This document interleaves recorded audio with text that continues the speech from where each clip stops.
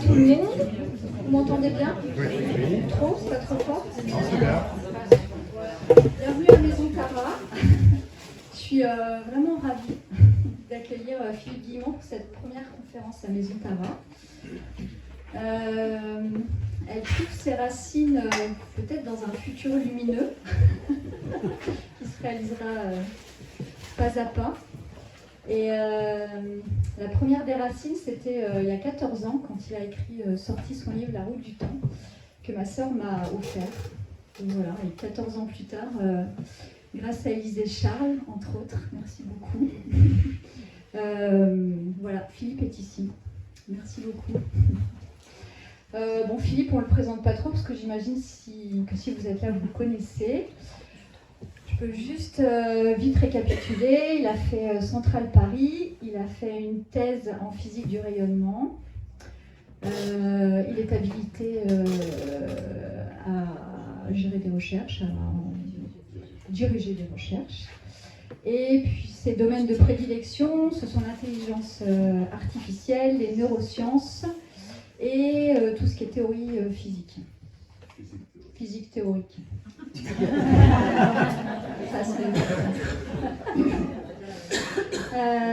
Voilà, puis j'en dirai pas plus. J'imagine que vous connaissez à peu près ces livres. Donc ici, on n'aura pas de vente de livres. Par contre, si vous en avez apporté avec vous, il les dédicacera volontiers. Et puis il y aura un petit verre à la fin, si vous voulez avoir des discussions plus informelles dans l'autre salle, là où il y a toutes les chaussures. Merci d'avoir enlevé vos chaussures. Et puis après, à partir de 5h30, il y a Charles, le clown chaman, qui proposera un spectacle voilà, de conscience modifiée. Très, très sympa. Voilà, jusqu'à 6h30, ça durera 1 heure. Merci beaucoup et je laisse la parole à Philippe. Bonjour à tous. Je suis enchanté d'être ici, dans cette très belle ambiance. Très belle salle, on sent que ce lieu a été bichonné avec amour par Cécile. Et justement, je vous annonce que le titre de cette conférence concerne l'amour, justement. Le superbe spectacle de l'amour. Ce sera le titre de cette conférence. Bon, c'est une anagramme. Je vais vous dire laquelle après. La précédente conférence que j'ai faite en Dordogne, à Plazac, aussi je crois à Montauban, justement je parlais d'anagramme, je vous rappelle ça rapidement. Le boson scalaire de Higgs, l'une des 2 plus grandes découvertes du XXIe siècle en physique, est un anagramme de l'horloge des anges ici-bas. Et si j'ai introduit ça en conférence, c'est parce que je suis quelqu'un qui parle du temps, et je suis surtout quelqu'un qui parle de la nécessité de rajouter un second temps, et même un troisième. Et l'horloge des anges ici-bas, évidemment, c'est le second temps. Sachant que le troisième temps serait l'horloge des anges là-haut.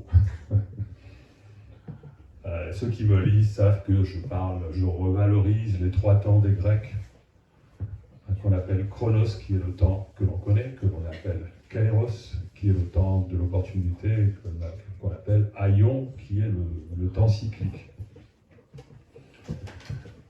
Et donc,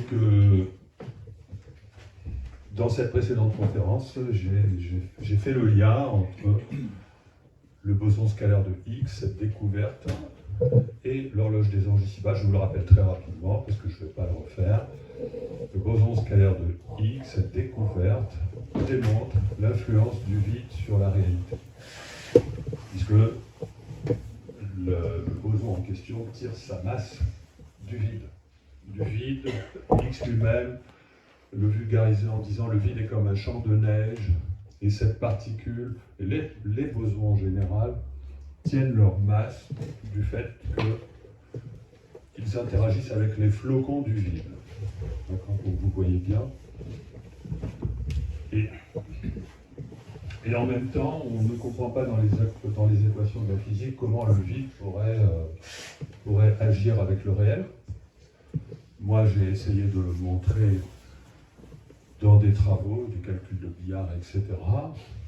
Et j'ai vu que le vide pouvait agir sur le réel dans ces travaux, mais au bout d'un certain temps. Et pour décrire l'action du vide, j'ai vu qu'il fallait rajouter un second temps. Et comme le boson de Higgs introduisait d'une certaine manière ce temps-là à travers l'horloge des anges ici-bas, donc voilà,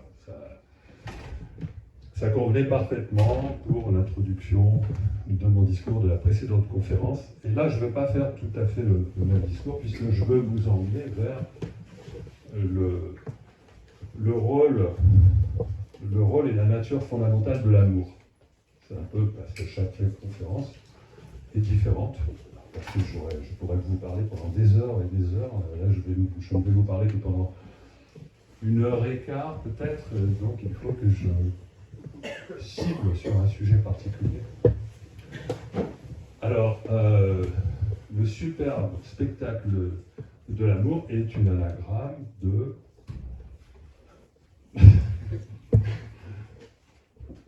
la courbure de l'espace-temps. La courbure de l'espace-temps, ça fait, je crois, 24 lettres, je ne sais plus exactement. Ça correspond exactement à superbe spectacle de l'amour. Alors, bon, est-ce que c'est un hasard? Bon, souvent les anagrammes exacts n'ont pas grand sens déjà. Superbe spectacle de l'amour, ça se tient quand même. Donc c'est quand même assez rare. Là, on a quand même quelque chose d'assez exceptionnel. Par contre, la question est de savoir, est-ce qu'il y a un lien entre le superbe spectacle de l'amour et la courbure de l'espace-temps? Ben, écoutez, non seulement il y a un lien absolument évident pour moi, mais en plus je l'ai creusé ce lien la nuit d'avant. Et j'ai été complètement fasciné par ce lien. Et je vais essayer de vous l'expliquer, parce que ça introduit merveilleusement, ça confirme la nécessité d'introduire un second temps, ça confirme quelle est la nature de ce temps, et puis ça permet de confirmer surtout, et ça j'y viendrai à la fin de la conférence, effectivement le lien avec l'amour. Ça va? J'ai été clair là. Donc, la courbure de l'espace-temps, qu'est-ce que c'est? Alors, il faut concevoir l'espace-temps comme étant un espace indissolublement lié au temps. Vous ne pouvez pas visualiser un espace, il faut visualiser aussi le temps comme étant une dimension spatiale. Parce qu'aujourd'hui, la physique traite le temps comme une dimension spatiale. Mais on n'a pas un cerveau capé pour nous permettre une représentation en 4 dimensions. Donc il va falloir tricher. Tricher de manière intelligente, de manière tout à fait pertinente, comme le font les physiciens eux-mêmes. Les physiciens eux-mêmes, pour arriver à visualiser l'espace-temps, enlèvent une dimension. Comme ça, on revient à 3 dimensions, 2 de temps, 2 d'espace et 1 de temps. Donc l'espace, au lieu d'avoir 3 dimensions, il a 2 dimensions. Et comme l'espace, il est fini, on le symbolise par un disque. Et tout l'univers est rendu comme un disque. Et le temps, à ce moment-là, on le symbolise comme avec la 3e dimension spatiale, et ça fabrique un cylindre. Ça va? Ce cylindre, c'est évidemment le cylindre qui correspond à l'univers. Il commence au Big Bang. Big Bang qui n'est pas le début de la création, mais ça c'est un autre sujet. Donc s'il commence en Big Bang, ça veut dire que le cylindre il commence en cône, d'accord? L'expansion de l'univers fait que voilà, le Big Bang commence en cône, et puis après vous avez le cylindre dont le rayon augmente doucement, suffisamment doucement pour qu'on puisse dire c'est quand même un cylindre. Voilà comment je vous propose de visualiser l'espace-temps. et vous pouvez mettre ou ne pas mettre dedans les étoiles, les galaxies, tout ce que vous voulez. Mais vous pouvez aussi le considérer comme symbolisant votre vie à vous. Dans ce cas-là, on utilise ce que j'appelle la métaphore du tunnel invisible qui oriente nos pas tout le reste de notre vie. Parce que la physique étant classiquement déterministe, tout cela veut dire que notre futur est déjà réalisé, que le futur de l'univers est déjà réalisé, que votre vie à chacun est déjà réalisée jusque dans ses moindres détails. D'accord ? Donc vous pouvez, selon la vision classique de la physique, dont je vous rassure qu'il a quand même évolué depuis, mais c'est quand même la base, ça va nous être utile pour comprendre beaucoup de choses. Donc vous pouvez visualiser votre vie à vous comme étant tirée par le futur d'une certaine manière, parce que vous ne pouvez pas vous empêcher d'être à l'intérieur d'un cylindre invisible qui oriente vos pas, vos gestes, vos paroles. Tout est parfaitement déterminé selon la physique mainstream, ce qui est un problème. En fait, pourquoi on continue de dire ça en physique? Parce que les équations nous l'imposent. Ce sont les équations qui imposent cette vision. Mais, bien entendu, les physiciens sont intelligents et ils savent que ça, c'est une vision provisoire. Parce qu'il faut aller plus loin, bien sûr. Beaucoup de physiciens croient au libre arbitre. Donc ce serait totalement incompatible. Et puis l'idée que notre vie est parfaitement définie dans ses moindres faits et gestes dans le futur, c'est quelque chose qu'on a du mal à accepter. Ça s'appelle le déterminisme, pourtant c'est la science. C'est quand même le dogme de la science. Alors évidemment, entre-temps, la mécanique est venue tout foutre en l'air. La mécanique quantique, pardon. La mécanique quantique n'est pas que, disons que, est apparue la notion de multivers, déjà il y a presque un siècle, enfin au moins 70 ans, à cause de la mécanique quantique, c'est-à-dire qu'en fait, il n'y aurait pas un seul cylindre qui oriente nos pas tout le reste de notre vie ou qui oriente l'univers, mais il y en aurait une myriade de possibilités. Et cela parce que à tous les niveaux, à toutes les échelles de la création, pas seulement à l'échelle quantique, on appelle ça le multivers quantique, mais aussi à l'échelle cosmologique, on appelle ça les univers bulles, ou alors on appelle ça les univers parallèles de la théorie des cordes, ou alors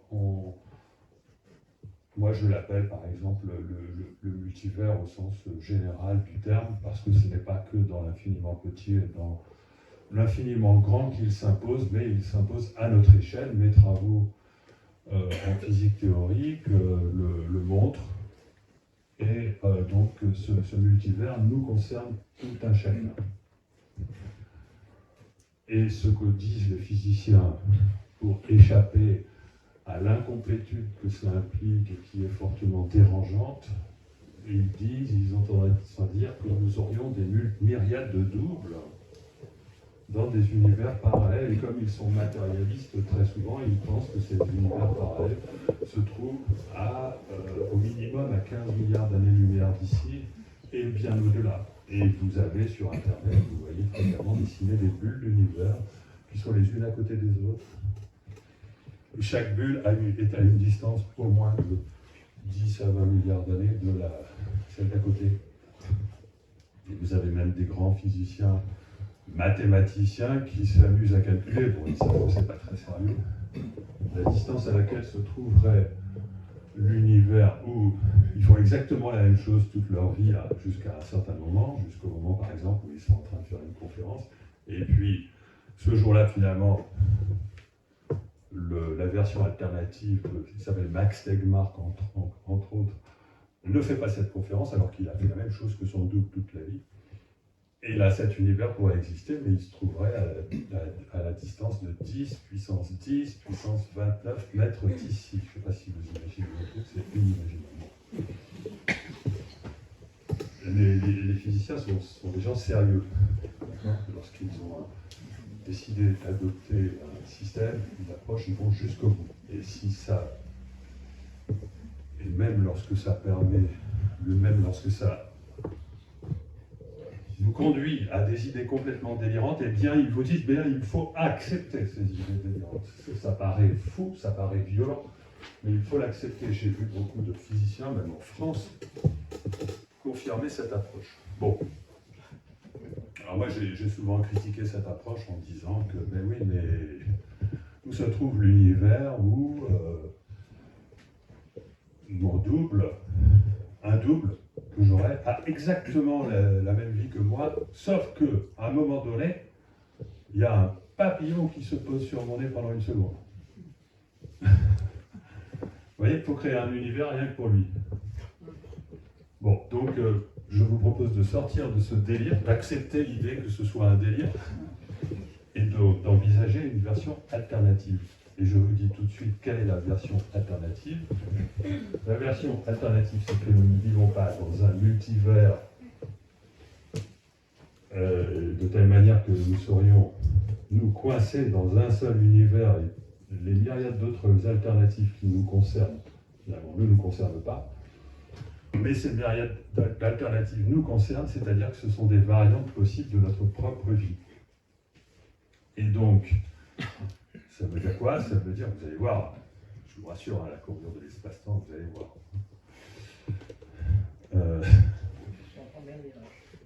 C'est important de comprendre ça. C'est important. Et donc, moi, ce que je dis, et je vais vous expliquer comment je l'ai démontré même, c'est que nous vivons dans un univers, selon un tunnel invisible qui oriente nos pas, mais qui est flexible. Et il est tellement flexible qu'il est capable de parcourir toutes les possibilités du multivers. C'est-à-dire que nous vivons, nous-mêmes ici présents, dans un multivers et non pas dans un univers. Ça veut dire que le multivers nous appartient. Ça veut dire qu'a priori, ça ne veut pas dire qu'on a un libre arbitre. Et ça veut dire qu'a priori, notre futur peut parfaitement être déjà réalisé, mais nous pourrions conserver complètement notre liberté à condition que ce futur bouge. Et vous n'avez pas de mal à imaginer un tunnel qui flotte par exemple sur un océan et qui bouge du fait qu'il y a des vagues. D'accord? Eh bien, c'est exactement ce qui se produit. C'est le meilleur modèle de la réalité permettant de comprendre la physique. Ça, je l'affirme haut et fort. Pour éviter cette histoire de myriade de doubles conscients de nous-mêmes, dans des univers prisons, c'est l'alternative la plus évidente. C'est-à-dire que notre futur est déjà réalisé, mais à tout moment, il peut changer, il est en train de changer en permanence, il est en train de glisser en permanence d'une version à l'autre. Et la question est de savoir d'où viennent ces changements, comment les décrire, qu'est-ce que ça met en jeu, est-ce que la conscience intervient là-dedans? Et voilà. Est-ce que vous avez bien compris déjà cette affaire-là? Parce que là, on va commencer à rentrer dans ce qui touche à nos vies. Bon. Mais il fallait que je fasse cette introduction. Et vous comprenez bien que si on veut aller plus loin, il faut introduire un nouveau temps. Parce que notre temps, le temps que l'on connaît, le temps ordinaire, le chronos, il décrit le parcours des planètes, des étoiles, mais il décrit notre parcours à nous dans le futur. Mais vous ne pouvez pas, avec ce temps-là, décrire en même temps la dérive ou le déplacement, les changements qui affectent ce parcours-là. Comme pour ce qui concerne le futur de l'univers, c'est bien d'utiliser la métaphore du tunnel invisible ou du cylindre flexible parce qu'on imagine bien que le futur de l'univers, étant donné qu'on ait énormément de consciences qui le peuplent, qui ont peut-être une action dessus, va évoluer lentement, doucement. Mais pour ce qui concerne notre vie à nous, il y a une métaphore qui est meilleure et qui est celle du GPS. Et donc je vous propose de l'adopter. Je vous propose d'adopter la métaphore du GPS en disant que votre futur, c'est un territoire des possibles, exactement comme un territoire géographique avec des routes, ou alors comme un territoire nature où vous pouvez faire des randonnées. Et là, vous voyez qu'il y a des chemins, il y a des bifurcations, et que vous ne pouvez pas changer comme ça votre trajectoire de manière continue, mais vous ne pouvez la changer que de manière discontinue. Si par exemple, pour une raison X, votre futur change, donc votre destination change, ben, vous n'allez pas à vous ressentir immédiatement ces changements. Il va falloir que vous arriviez à une bifurcation. Et là, au lieu d'aller tout droit, la dame du GPS de l'univers va vous dire allez à gauche, d'accord?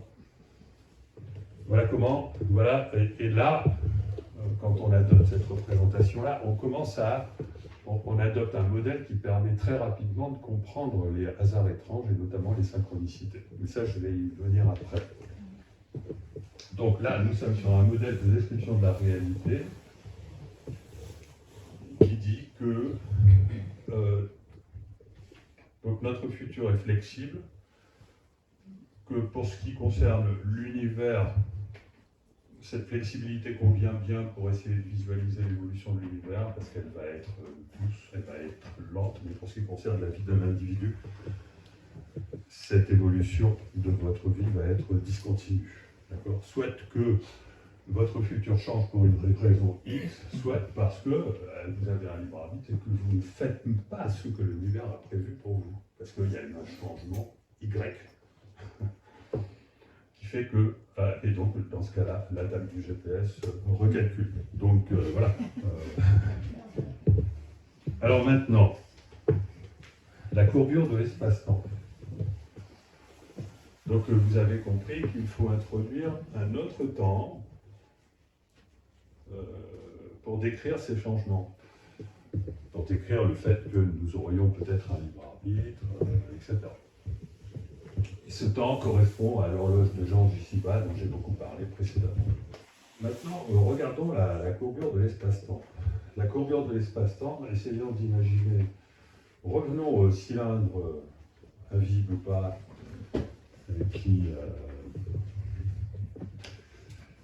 la courbure de l'espace-temps, cette courbure de l'espace-temps, vous vous souvenez que l'anagramme dit c'est un spectacle.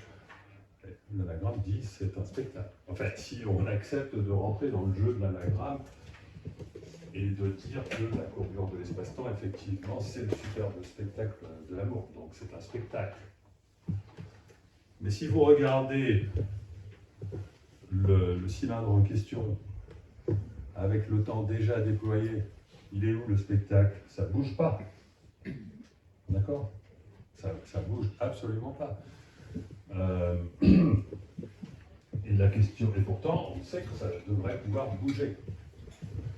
Et qu'est-ce qui est la meilleure façon de voir bouger la courbure de l'espace-temps?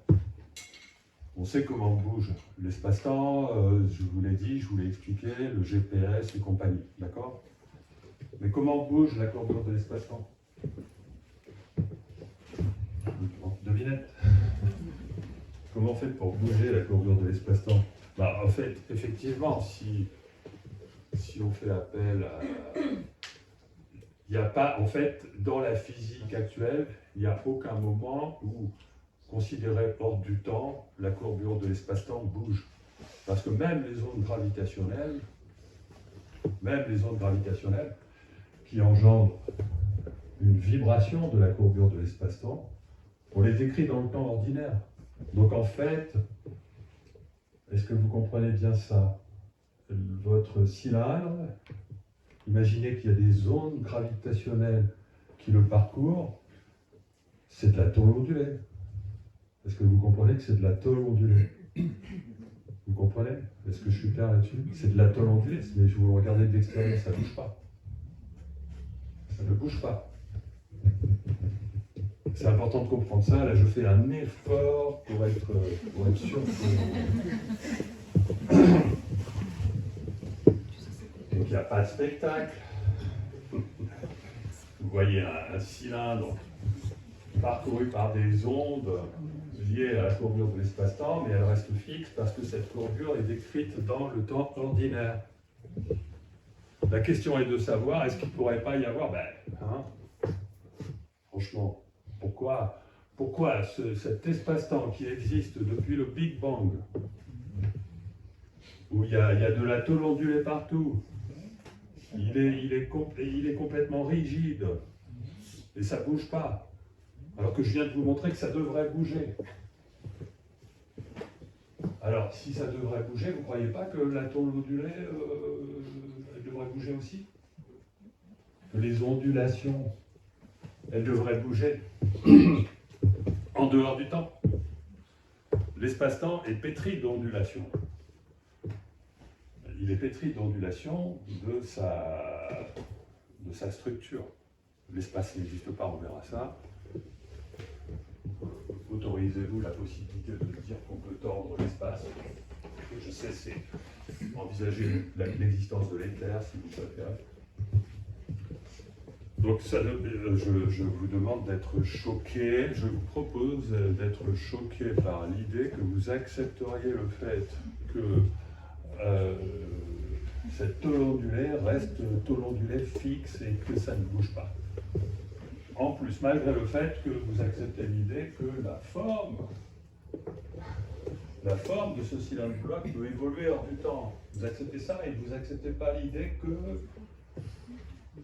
évidemment, il ne faut pas visualiser de la tôle ondulée, il faut visualiser des ondes qui parcourent et qui se voient, et que ça bouge, des ondes qui bougent.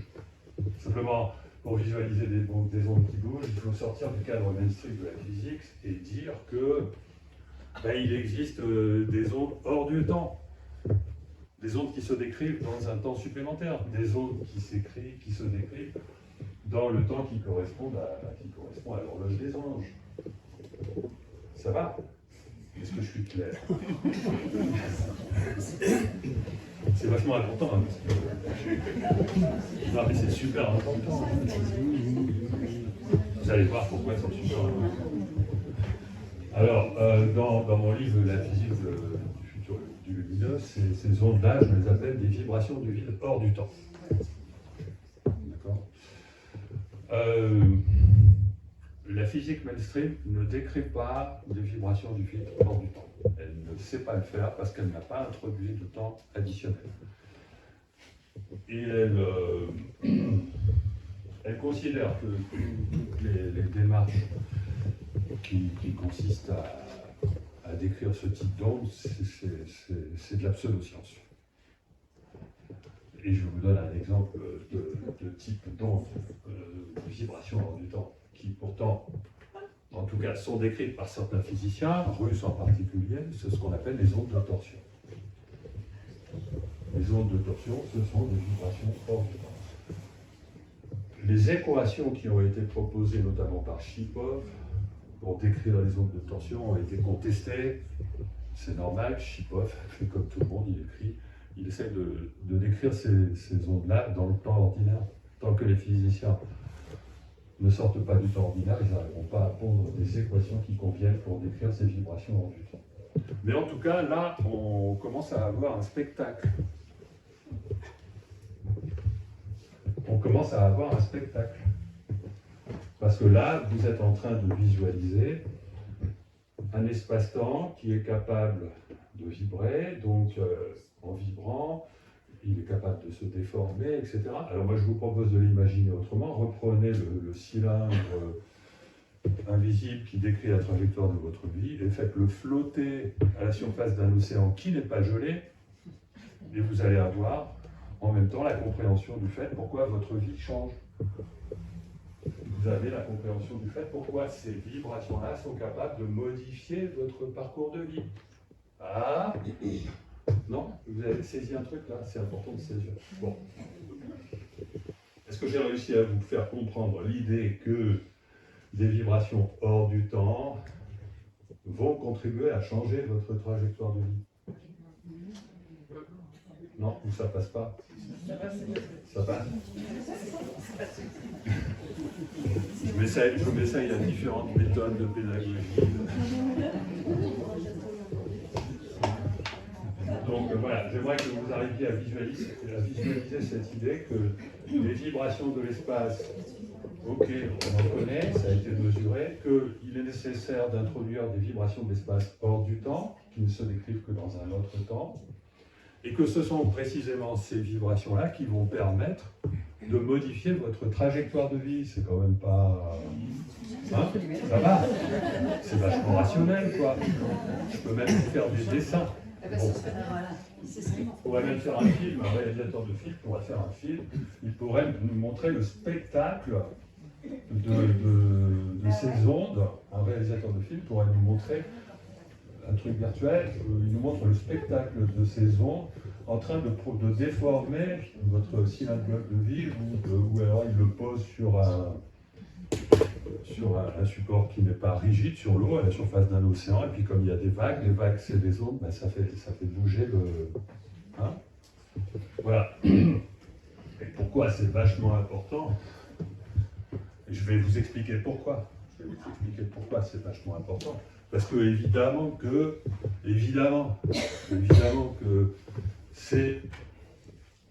donc ces ondulations de la courbure de l'espace-temps que l'on considère hors du temps, c'est le superbe spectacle de l'amour.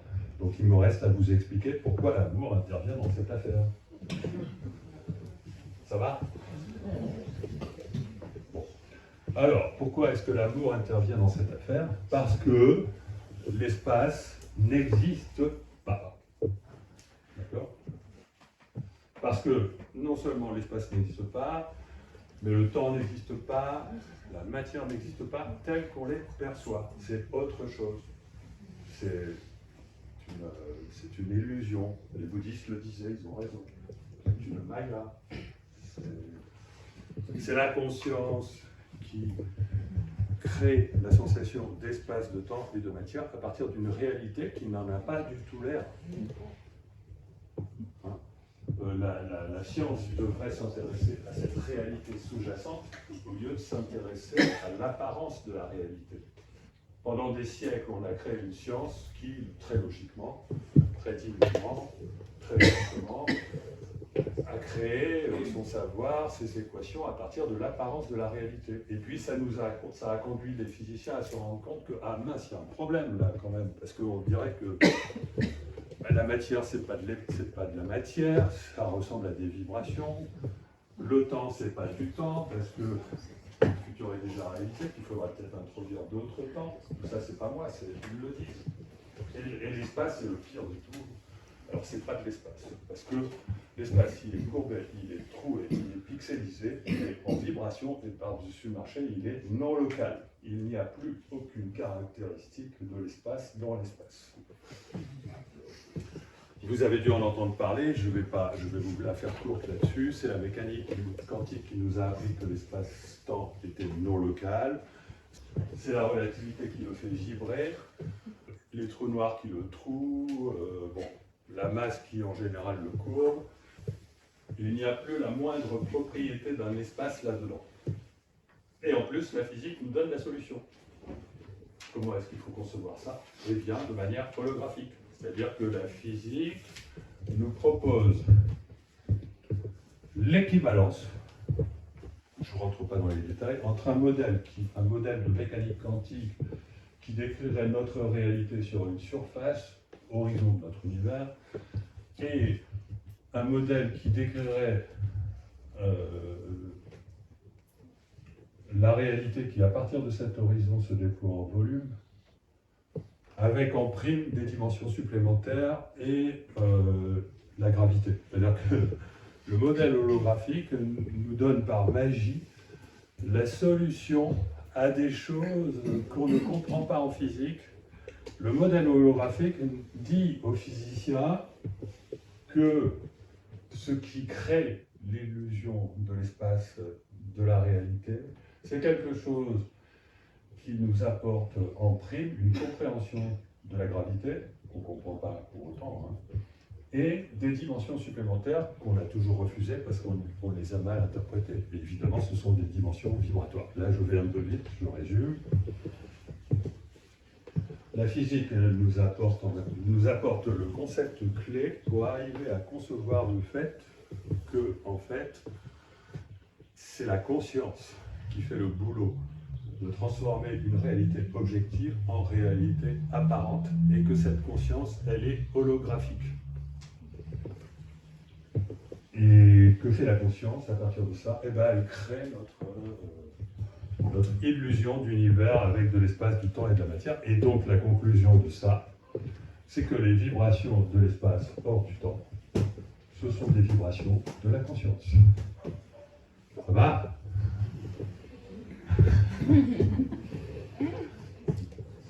Où est-ce que j'ai péché?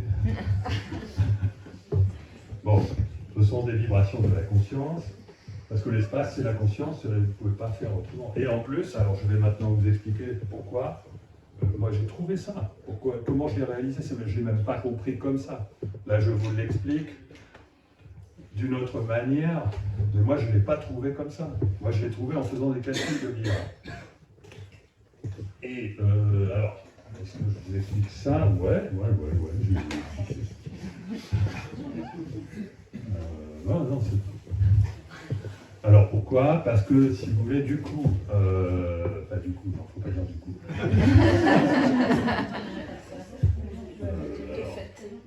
De ce fait. Donc l'univers est fini en information.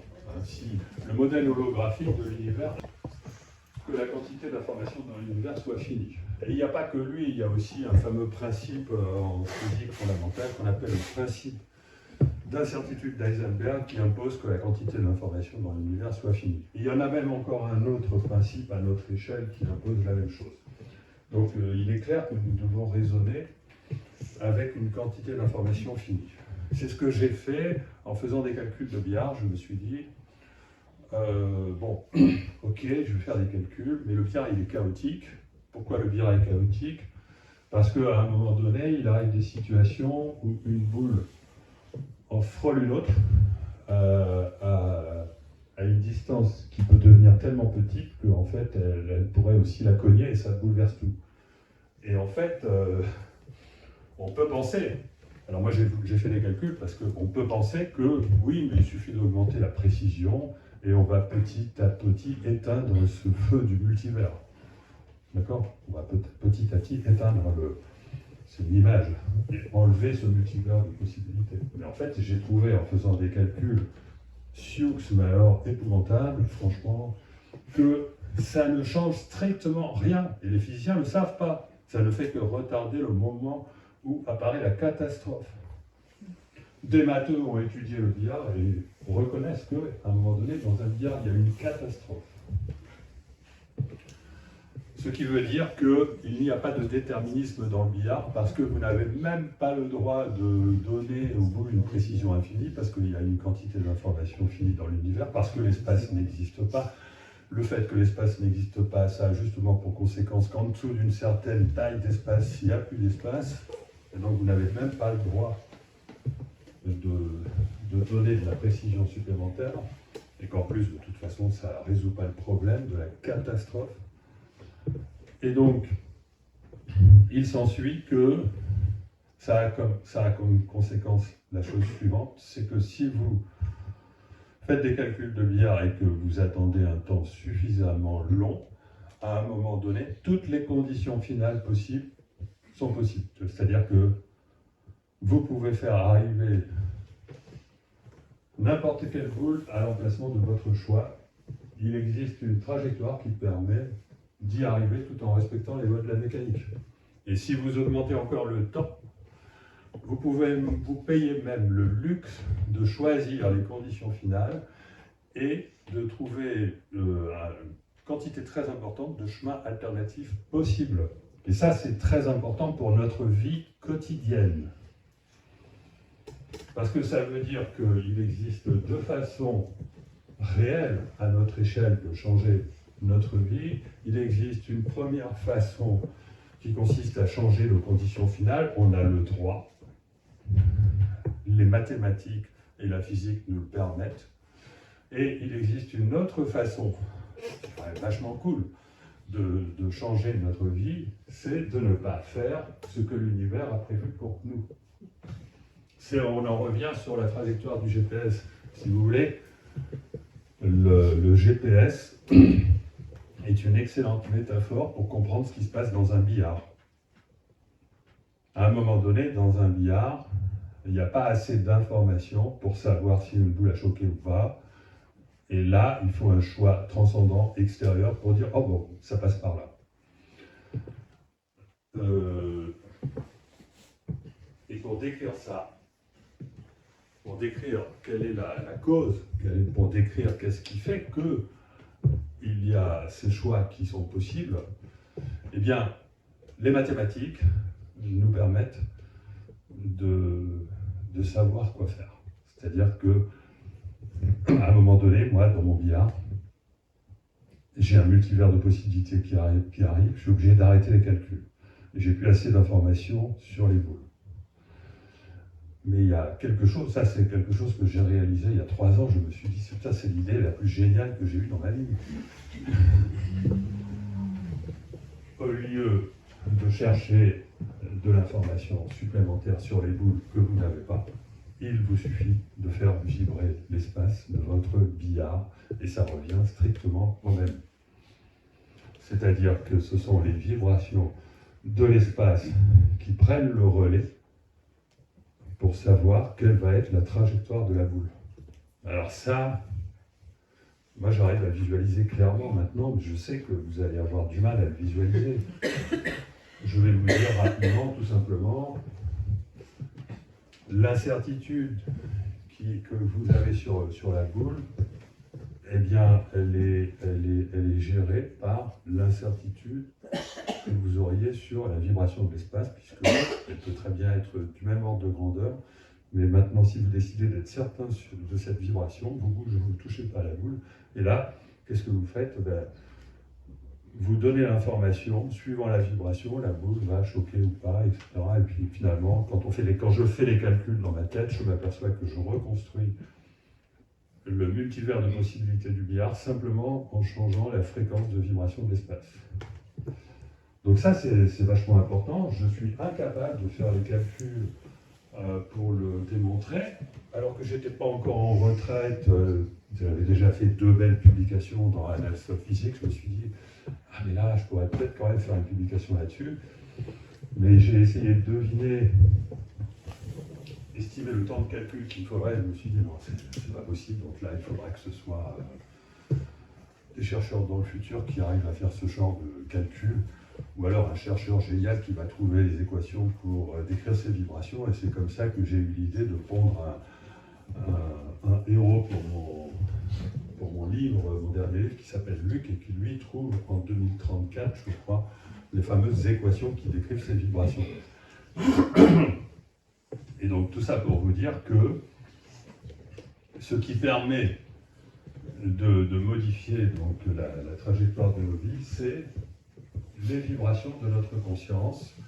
Et là, ce que je vous apporte en prime, c'est qu'il en existe de 2 types. Et en plus, je retrouve des résultats de la théorie des cordes. C'est-à-dire que la théorie des cordes rajoute 6 dimensions à l'espace-temps, qu'on attribue faussement à l'espace parce que l'espace n'existe pas. En réalité, ce sont des dimensions vibratoires de la conscience. Et il y en a de 2 types dans la théorie des cordes, de 3 dimensions chacune. Et moi, je les retrouve. Et du coup, ça me permet je le vois, qu'il existe 2 entités qui règlent l'espace-temps.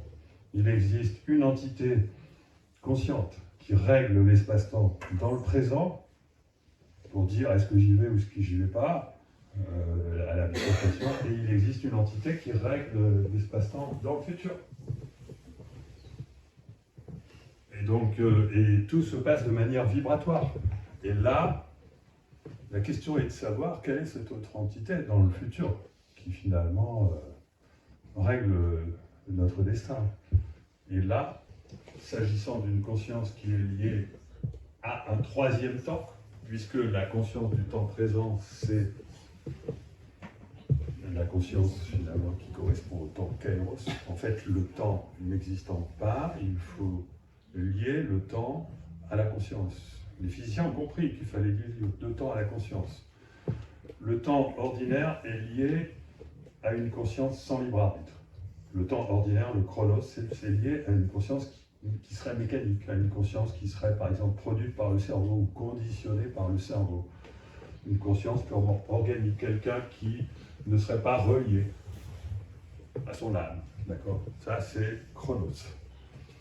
Le second temps, kairos, lui, il est lié à la possibilité inscrite dans la physique de libre arbitre. Il est lié à la possibilité de faire un choix qui va changer votre parcours, ce que vous allez faire demain, parce que vous n'allez pas faire la même chose, parce que vous allez changer votre vibration. Et l'univers, il n'a pas prévu que vous alliez changer votre vibration, mais vous avez un libre arbitre, vous n'allez pas faire. Ça, c'est le temps kairos, le temps de l'opportunité. Et le troisième temps, aion, des Grecs, il est lié au changement de cycle. Il est lié à une conscience qui a envie de vous conduire vers un certain destin. Mais c'est vous qui avez le libre arbitre. Lui, il a le libre arbitre de proposer, et vous, vous avez le libre arbitre de disposer. C'est-à-dire que, de toute façon, il faut raisonner avec deux consciences. Une conscience qui, pour nous, est consciente, qui agit dans le présent, et une conscience qui, pour nous, est inconsciente, évidemment, c'est le subconscient, et qui agit dans le futur. Et cette conscience, elle est a priori beaucoup plus importante que la nôtre, puisqu'elle gouverne notre destinée. Donc c'est la conscience du soi. Et bien entendu, vous comprenez que tout ça, il faut que ça se coordonne ensemble. Alors de quelle manière ça pourrait se coordonner ? Alors là, il y a deux façons de considérer la chose. Soit je parachute une vision de l'univers où je dis que notre espace-temps, il existe un autre versant de notre espace-temps. Vous avez certainement entendu parler d'univers miroir, d'univers jumeau, d'univers conjugué, et les physiciens s'y mettent, hein, il y en a beaucoup qui s'y mettent. Et si notre espace-temps a un autre versant, on connaît certaines des propriétés de cet autre versant. Et la propriété la plus importante, c'est que nous, la mécanique nous emmène naturellement vers le désordre, mais de l'autre côté, la mécanique emmène naturellement vers l'ordre. C'est-à-dire, on a un principe négantropique. Et donc, ça nous informe sur le fait que s'il existe une autre conscience, d'abord, en plus, le temps y est inversé, donc elle serait liée à nos conditions finales d'existence, donc ça correspondrait bien à la conscience qui règle notre destin. Mais là, c'est une approche où je suis obligé de parachuter ce modèle, mais qui quand même est quand même très sympathique, parce que, bon, enfin, et moi je le vois bien, c'est même ma vision de l'au-delà, mais je n'ai pas le temps de vous la décrire. Et donc je ne vais pas en parler maintenant, parce que ça nous emmène trop loin. Là, je reviens à mon objectif, à ce que je voulais vous causer dès le départ, c'est qu'est-ce que c'est que cette histoire d'amour. Et donc, je ne veux pas parachuter le modèle qui me séduit, parce que ça ne vous paraîtra pas clair. Je préfère vous parachuter ma vision de l'amour. Je ne cherche pas à mathématiser l'amour. Hein. Alors, je vous rassure tout de suite. Le fait de comprendre qu'il faut rajouter deux dimensions au temps, c'est-à-dire qu'il faut travailler avec trois temps, ne veut pas dire que je suis en train de mathématiser l'amour, parce que les deux temps supplémentaires sont liés à la conscience et sont liés au libre arbitre. Et la mécanique ne peut en aucun cas tenir compte de quelque chose qui a son libre arbitre. C'est-à-dire que dans l'univers, mettons que nous soyons extrêmement évolués, qu'on est capable de voyager en tenant compte de l'évolution de l'univers, ce qui est vachement important, eh ben on ne pourrait jamais tenir compte des 12 dimensions de l'espace-temps. On serait simplement obligé de travailler avec 10 dimensions. Il resterait des aléas qui font qu'il y a 2 dimensions de temps supplémentaires liées à la conscience et au libre arbitre. Donc on ne peut pas mathématiser l'amour, pas plus que la joie. Donc je dis bien, c'est pas possible.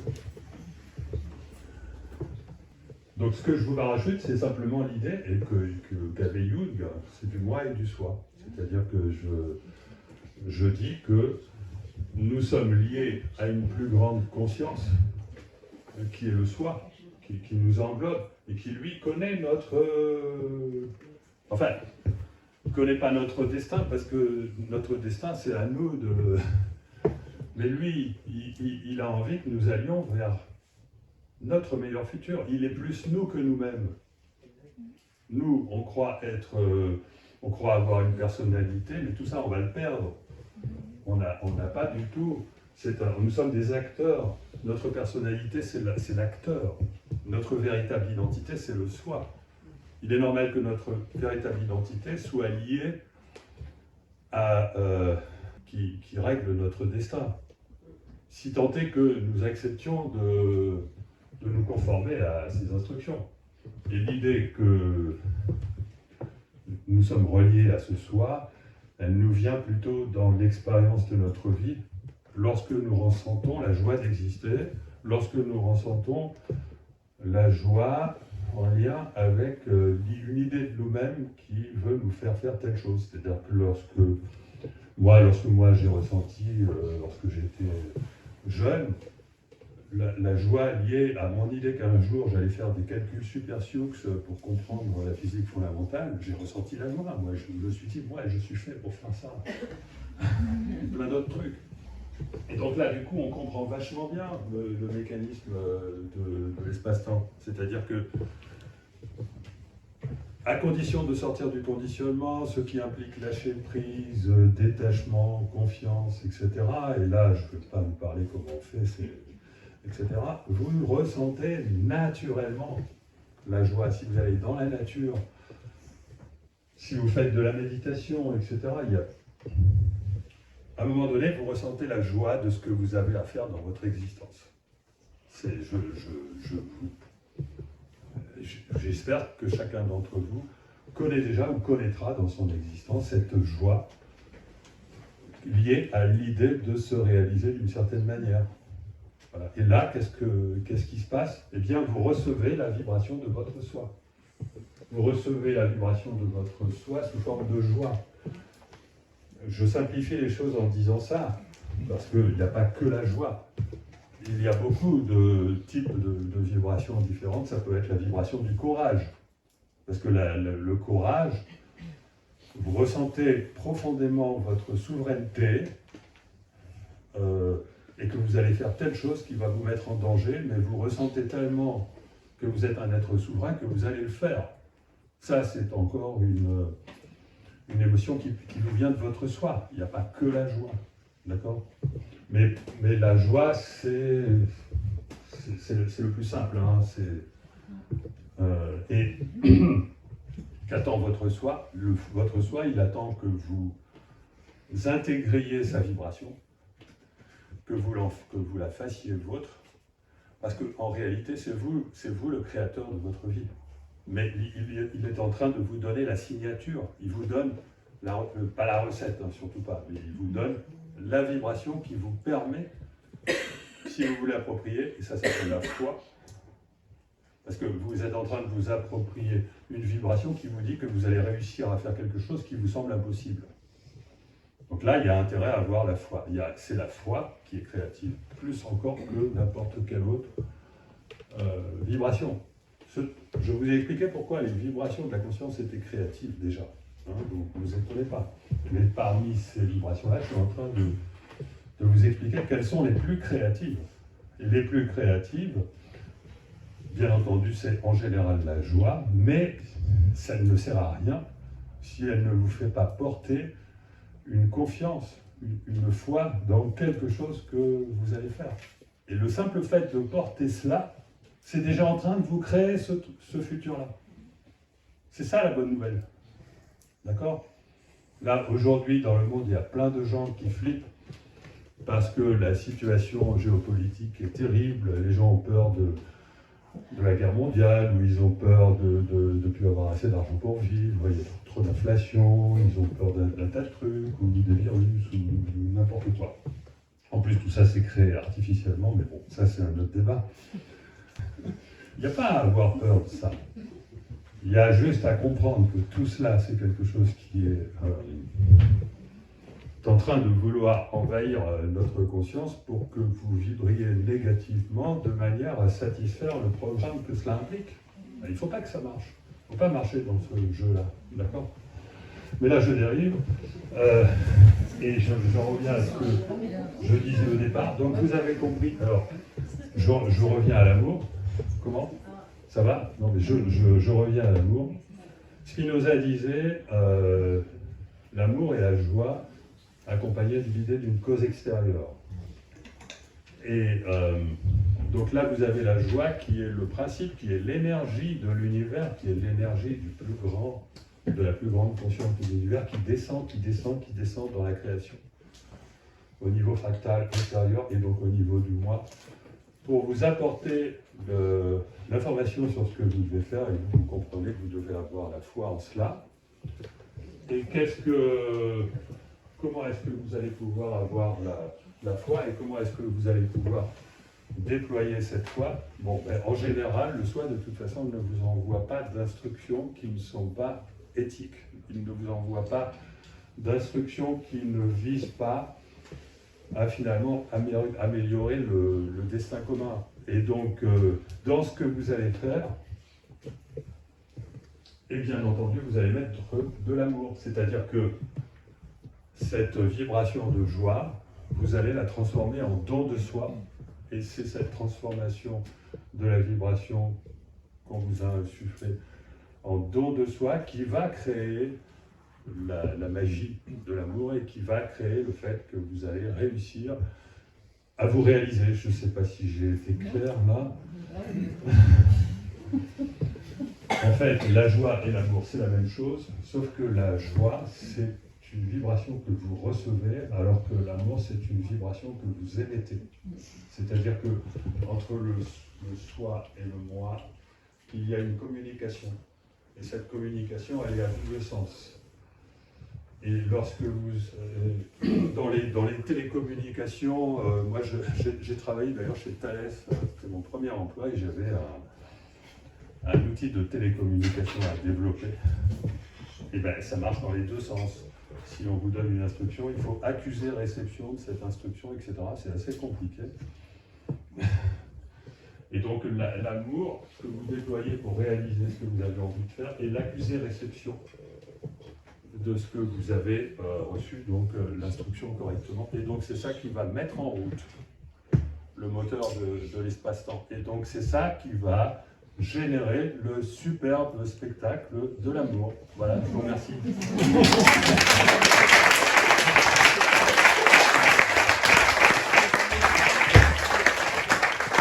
Voilà, vous avez le droit à quelques questions parce que je ne suis pas sûr d'avoir été complètement clair sur la fin. Petite question? Ouais. Allez. Donc je me demande si est-ce que le moi finalement est comme dans une simulation, et donc dans une simulation on peut avoir plusieurs chemins possibles, mais ces chemins existent déjà. Et grâce à la communication avec le soi, qui est une communication bienveillante et basée sur l'amour, est-ce qu'on ne peut pas reprogrammer cette simulation comme si effectivement il y avait une mise à jour de la simulation qui nous donnerait des nouvelles possibilités qui n'existaient pas avant? C'est cela justement, c'est-à-dire que en fait, l'interaction entre le moi et le soi, c'est pour créer du nouveau. S'il n'y a pas d'interaction entre le moi et le soi, vous êtes dans une matrice.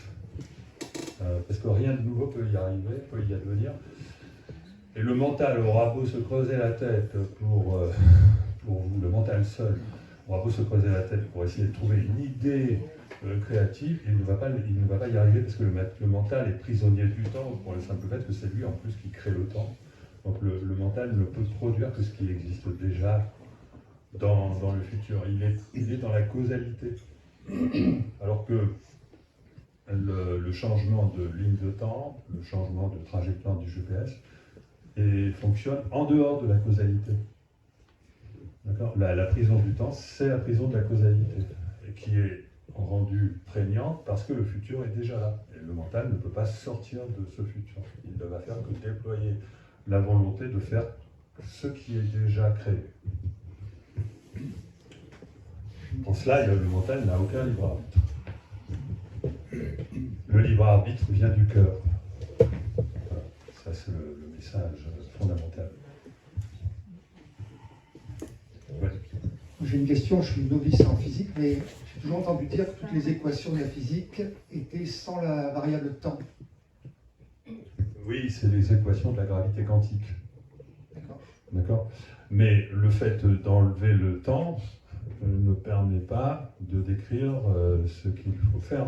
Parce qu'en fait, c'est déjà bien d'avoir compris qu'il faut sortir du temps ordinaire. Donc ça, c'est Carlo Rovelli, hein, qui est très internationalement reconnu, parce que les physiciens reconnaissent qu'effectivement, il faut sortir du temps. Que la véritable nature de l'évolution, elle se fait hors temps. Mais ils ne savent pas décrire cette évolution, et je me mets à leur place. Évidemment, si la physique est construite sur des équations, moi, je ne vois pas comment est-ce qu'ils vont faire. Trouver l'équation qui va permettre de décrire le changement de trajectoire discontinu, ça, c'est pas évident. Hein. Trouver l'équation qui va permettre de décrire le passage du kairos, trouver l'équation qui va permettre de comprendre que les changements ne peuvent se faire que de manière discontinue, je ne vois pas comment ils vont. J'ai essayé. Moi, j'étais très fort en équation pendant ma thèse, mais après, comme j'ai fait beaucoup de simulations numériques et je me suis rendu compte de la puissance de la simulation numérique, je suis devenu un expert en simulation numérique et en intelligence artificielle. Mais je me suis éloigné du coup des équations et j'ai perdu des compétences à ce niveau-là. Oui. Est-ce que le mot intuition est complètement à bannir au milieu de tout ça? Ou est-ce que quelque part... Bien sûr que non, Alors, parce que j'ai oublié d'en parler, évidemment. L'intuition, elle est absolument fondamentale parce que l'information qui vous permet de bifurquer, elle vous parvient sous forme d'intuition ou alors de synchronicité. C'est la même chose. Une intuition, c'est une information, on va dire, qui vient de l'ailleurs, transcendante, qui débarque dans votre cerveau. Et une synchronicité, c'est la même chose, mais comme votre cerveau il est handicapé, elle débarque dans l'extérieur. Les gens, il arrive plus facilement des synchronicités aux gens comme moi qui sont handicapés du mental, parce que je suis trop dans le mental. Quand on est trop dans le mental, on est handicapé. On n'arrive pas à avoir des intuitions. Moi, j'arrive quand même à avoir des intuitions, mais il faut que j'aille dans la nature ou que j'aille dormir, enfin, en état de demi-sommeil. C'est comme ça que j'ai des intuitions. Dans les rêves semi-éveillés. Intuition et synchronicité, c'est fondamental. Et d'ailleurs, il y a la joie qui débarque avec. Quand il y a une synchronicité qui est fabuleuse, elle vous met en joie, surtout lorsqu'elle a un sens. Lorsque vous avez une intuition qui vous coup de génie, quoi, alors, ça vous met en joie. Vous le sentez. Quand on le sent qu'une intuition est bonne, eh bien, pourquoi on le sent? C'est parce que c'est la joie qui est le coup de tampon de la vérité. Et quand les intuitions sont fausses, c'est parce que le mental s'en est emparé et qu'il a mal décodé.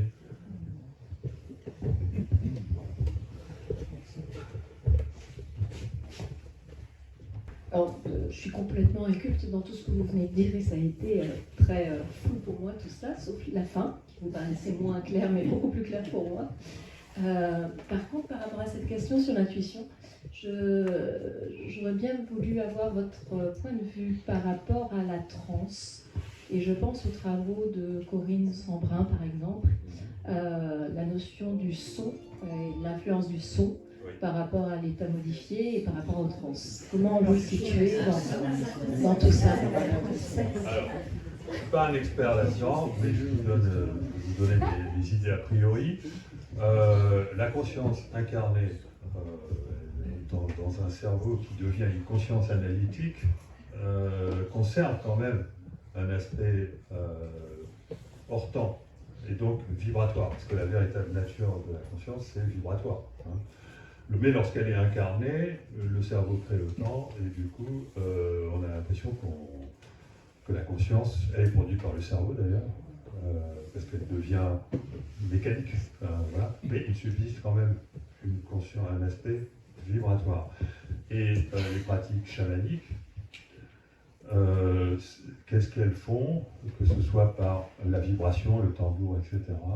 Elles rehaussent la conscience vibratoire, en même temps que la drogue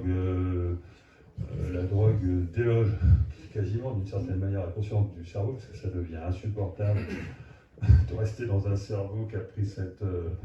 c'est souvent d'ailleurs au moment de la purge. Hein. Enfin, la purge, c'est dégueulasse. Mais moi, je ne l'ai pas vécu parce que ça n'a pas marché chez moi.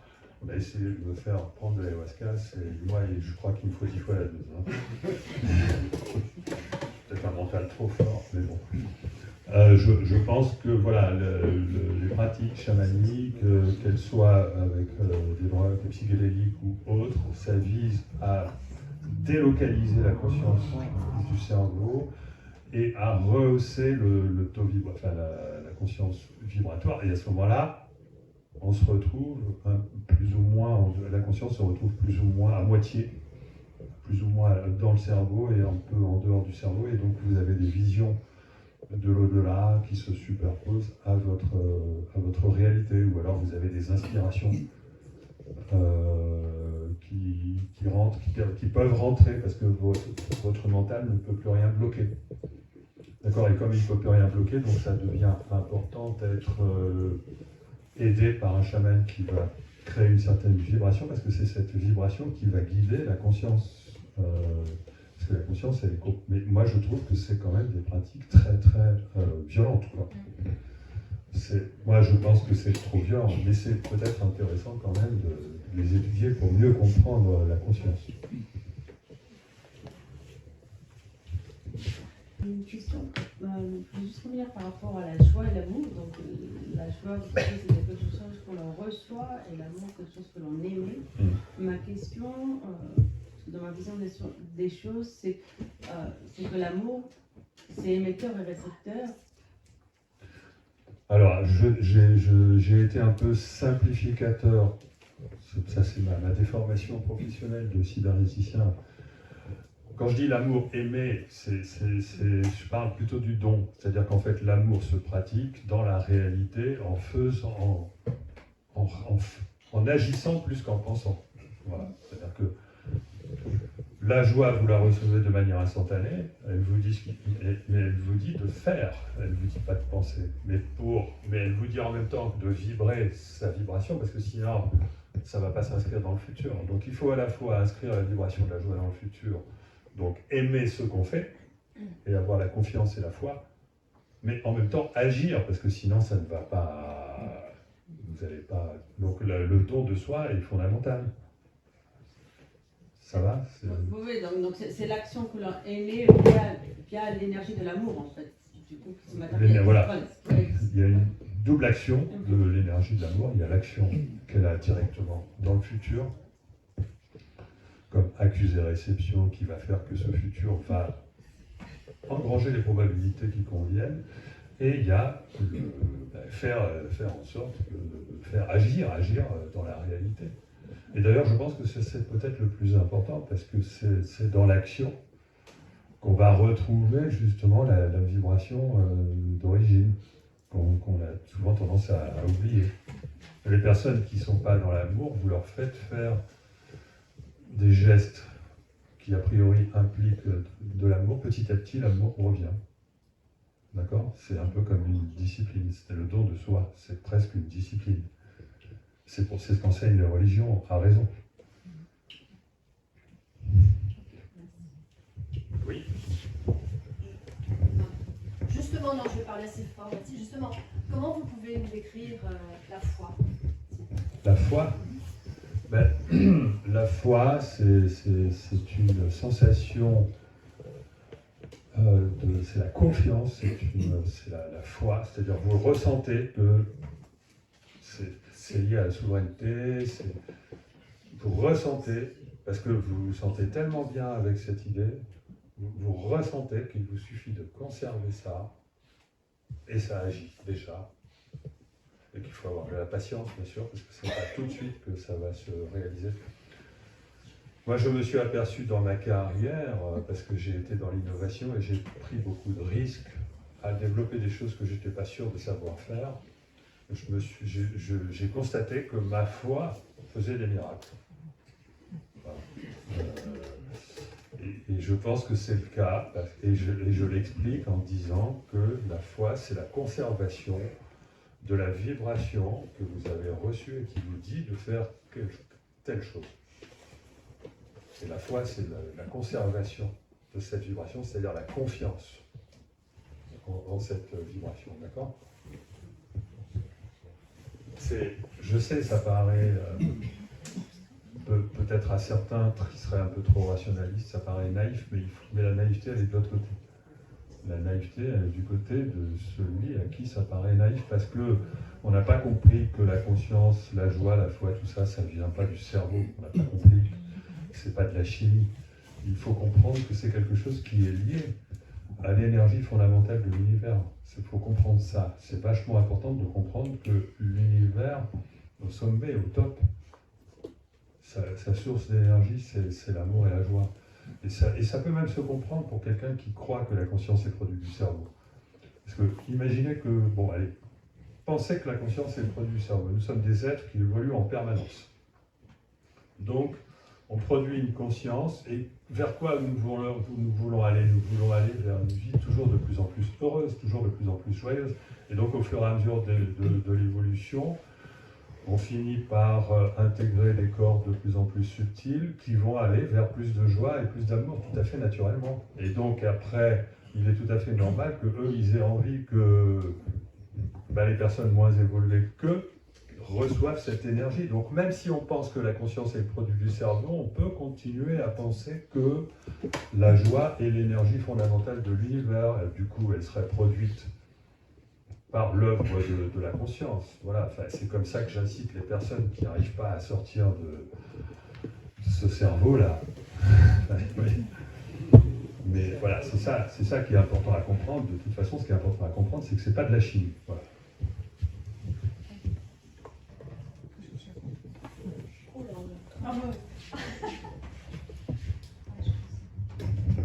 Donc, si j'ai bien compris, quand on pense l'univers sous forme holographique, tout ce qui semble être notre réalité de ma main jusqu'à ma conception de l'univers n'existe pas.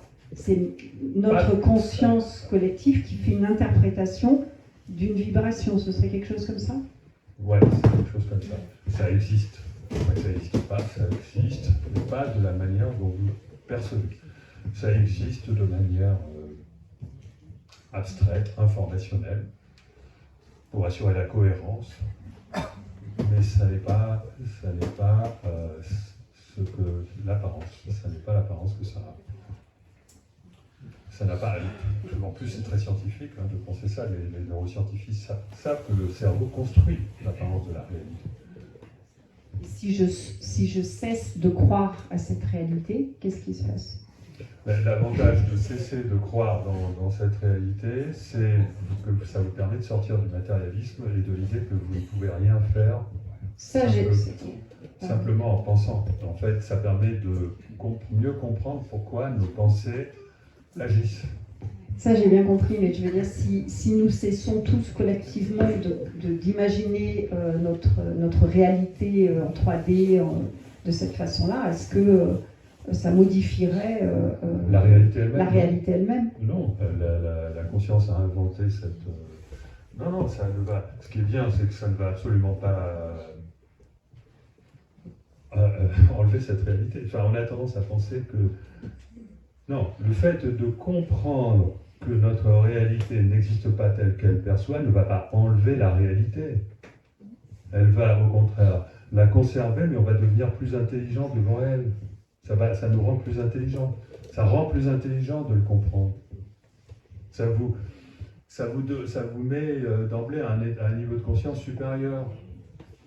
Ça vous permet de comprendre que la vraie causalité, les vraies lois, c'est à un niveau supérieur que ça se passe.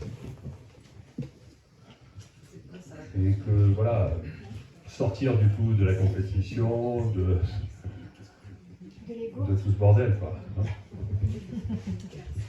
Vous avez parlé de vibration, d'énergie, ou d'espèces d'océan là, qui bougent, qui seraient ondulatoires.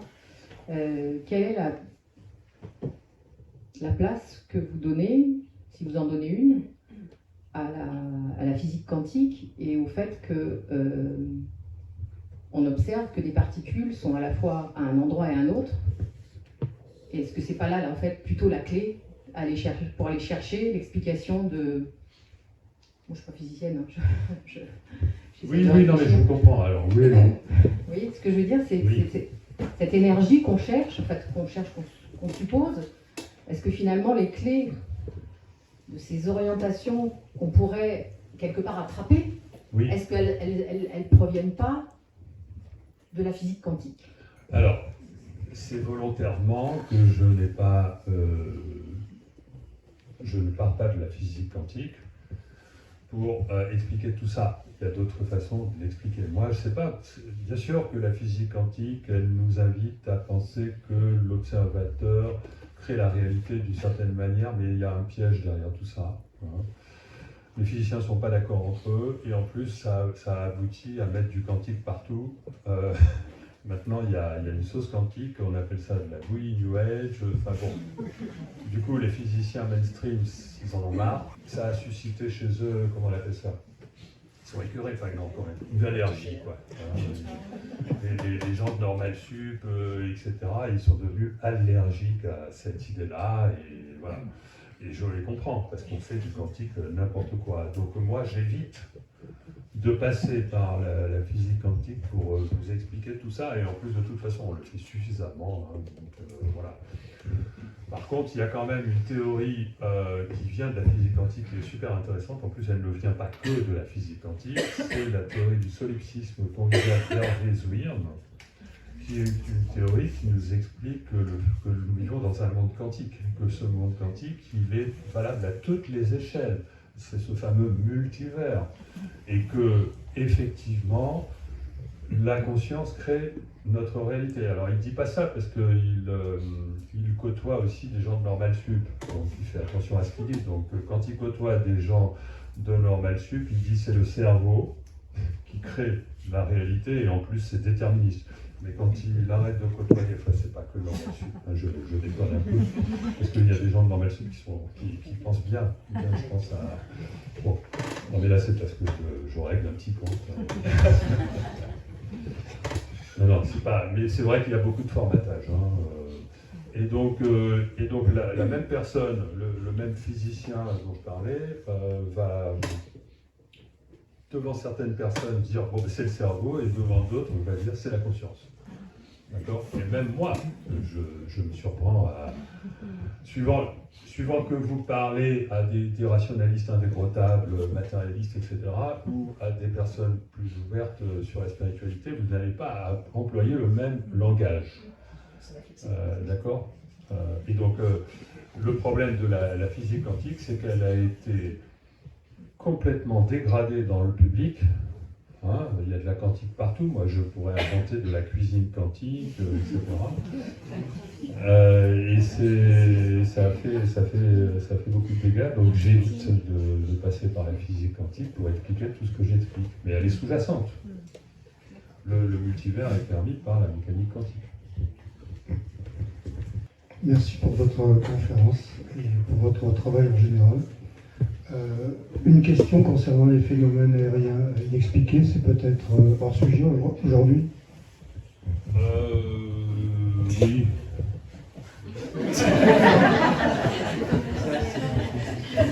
C'est bien, mais... C'est peut-être aussi hors sujet.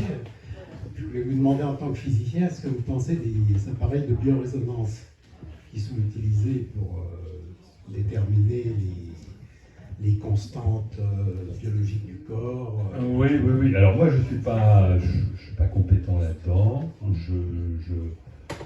J'ai tendance à être méfiant parce qu'il n'y a pas de cadre théorique qui empêcherait que les gens disent n'importe quoi. Maintenant, je suis quand même convaincu qu'on a raison de se lancer dans une médecine qui n'est pas de la chimie, mais qui fait intervenir une médecine vibratoire, tout simplement.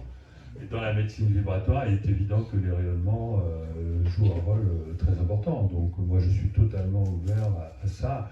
Après, il faut faire attention, parce que comme ce n'est pas franchement étudié dans les laboratoires, c'est un peu la porte ouverte à ce que, voilà, donc il faut se méfier. C'est tout. J'essaye de ressentir, voilà, si, mais bon. Est-ce que j'ai droit à une seconde question? Oui. Je me demandais s'il n'y avait pas une limite infranchissable dans la physique, parce que la physique, telle qu'on la conçoit, elle étudie les phénomènes à l'intérieur du cylindre dont vous avez parlé. Oui. Et si on passe à la conscience, on franchit un domaine complètement différent. On aborde un domaine complètement différent. Oui. Est-ce que la physique peut avoir accès à ce domaine de la conscience? Non. Mais elle peut quand même l'étudier et dire, voilà, la limite est là. Par exemple, elle peut quand même rajouter les 6 dimensions vibratoires de la conscience et découvrir énormément de propriétés de la conscience, et on en a vachement besoin pour élaborer de nouvelles thérapies. Et elle pourrait dire que, bah oui, mais quand même, bon, la conscience, moi je pense que dans l'univers, le libre arbitre est une loi fondamentale. Hein, donc, parce que j'essaye de me mettre à la place du créateur, de Dieu, mettons, alors à un moment où... Ah oui, conceptuellement, et tout le monde essaye de faire ça, mais imaginez, il n'y a rien et vous voulez créer quelque chose, eh ben, vous êtes obligé de faire un choix. Donc voilà, c'est à un moment donné, si vous ne pouvez pas créer tout en même temps, vous êtes obligé de commencer par quelque chose. Et donc là, il n'y a pas de loi. Au moment où il n'y a pas encore de loi, vous êtes déjà obligé de faire des choix. Donc la nécessité de faire des choix, elle apparaît avant même le déploiement des lois physiques. Et moi, je pense que les lois physiques dérivent justement du fait que nous sommes dans une création collective de la conscience. Donc ce qui est fondamental, c'est la conscience, et ce qui est secondaire, ce sont les lois physiques. Donc il y aura toujours une limite. Donc on ne pourra pas mettre l'amour en équation.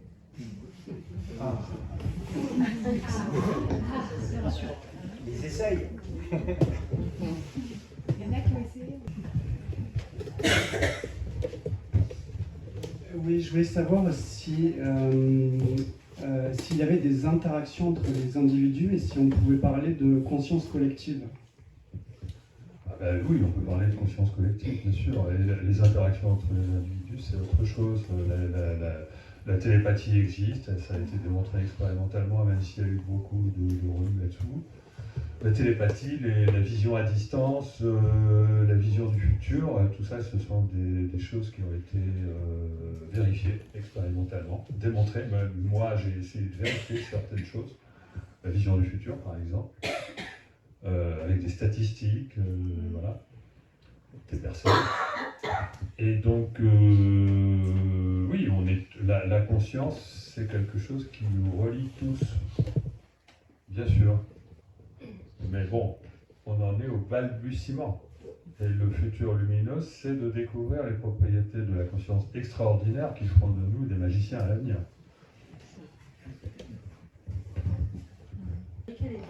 C'est exactement la question que je voulais poser. Alors, que dire là-dessus?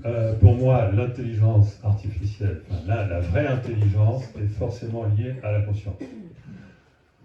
Donc quand on parle d'une intelligence artificielle, il y a presque une sorte de, on appelle ça comment, quand les deux mots sont incompatibles, un oxymore. Voilà. Déjà, on se fait baiser à cause de ça. Hein. Enfin, bon, les gouvernements sont spécialistes pour créer des oxymores, afin de nous conditionner le cerveau dans leur direction. Donc l'intelligence artificielle, c'est l'intelligence, ce sont les intelligences de tout ce qui entoure le code en question, c'est-à-dire l'intelligence du développeur ou des développeurs, l'intelligence de la masse de données qui est utilisée, l'intelligence de celui qui utilise l'outil, etc. L'intelligence artificielle n'est rien d'autre qu'un outil. Et l'intelligence qui est là-dedans, c'est l'intelligence première, c'est la plus importante, c'est l'intelligence de l'utilisateur de l'outil. Voilà. Il n'y a pas d'autre intelligence que ça dans l'intelligence artificielle. Il y a la beauté de l'outil, je ne nie pas le fait que ça permet, c'est utile, bien sûr que c'est très utile, mais il y a une mystification faite par Davos et compagnie, vous savez, les transhumanistes. Il y a une mystification qui consiste à vouloir faire croire au peuple que cette intelligence artificielle pourrait être plus intelligente que, d'une part, et peut-être plus tard consciente, de manière à ce que les peuples acceptent l'intelligence artificielle de manière à ce qu'on puisse les contrôler plus facilement. Donc le mythe de l'intelligence artificielle a pour but le contrôle du peuple, le contrôle des populations. C'est un mythe, ça n'existe pas, ce n'est pas réel. Voilà. Il faudra attendre que l'intelligence artificielle devienne consciente, et encore, elle ne sera pas reliée. Hein. Et là, on rentrera dans des trucs très dangereux, le clonage, etc. Mais bon, même si on arrive à fabriquer les ordinateurs quantiques qui vont commencer à montrer une parcelle de conscience, ça ne va pas faire d'eux des êtres intelligents. D'accord ? Donc c'est très compliqué. Et on aura le contact avec nos visiteurs bien avant ça, fort heureusement.